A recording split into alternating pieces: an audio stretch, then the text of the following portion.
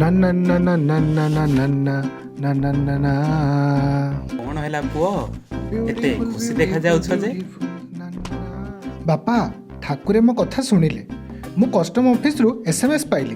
ଏଥିରେ ଲେଖା ଅଛି ଯେ ମୋର ପ୍ରିୟ ଫୋନ୍ କାନାଡା ଠାରୁ ଦିଲ୍ଲୀ ବିମାନ ବନ୍ଦରରେ ପହଞ୍ଚିଛି। ମୋତେ କେବଳ କଷ୍ଟମ ଡ୍ୟୁଟି ଦେବାକୁ ପଡ଼ିବ ଏବଂ ସେମାନେ ମୋ ଫୋନ୍କୁ ଘରେ ପହଞ୍ଚାଇବେ।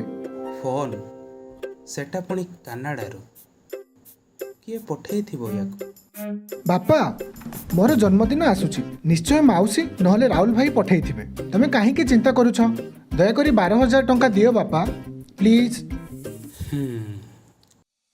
ପୁଅ ଟିକେ ତ ଫୋନ୍ ଦେଲୁ। ନିଅ ବାପା। ପୁଅରେ ଏଇଟା ହେଉଛି ଏକ ଫ୍ରଡ୍। ନା ଆମେ କୌଣସି ଫୋନ୍ ଅର୍ଡ଼ର କଲୁ ନା ଆମର କୌଣସି ସମ୍ପର୍କୀୟ ଏହା କଲେ। ପ୍ରକୃତ କଥା ହେଉଛି ଭାରତୀୟ କଷ୍ଟମ୍ସ SMS କଲ୍ କିମ୍ବା ଇମେଲ୍ ମାଧ୍ୟମରେ ଡ୍ୟୁଟି ପେମେଣ୍ଟ ପାଇଁ କଦାପି ଯୋଗାଯୋଗ କରେ ନାହିଁ। ତମେ କ'ଣ କହୁଛ ବାପା? ଆଜ୍ଞା ହଁ, ଭାରତୀୟ କଷ୍ଟମ୍ସ କେବେ ବି ଫୋନ୍ କଲ୍, SMS କିମ୍ବା ଇମେଲ୍ ମାଧ୍ୟମରେ ଡ୍ୟୁଟି ପେମେଣ୍ଟ ମାଗେ ନାହିଁ।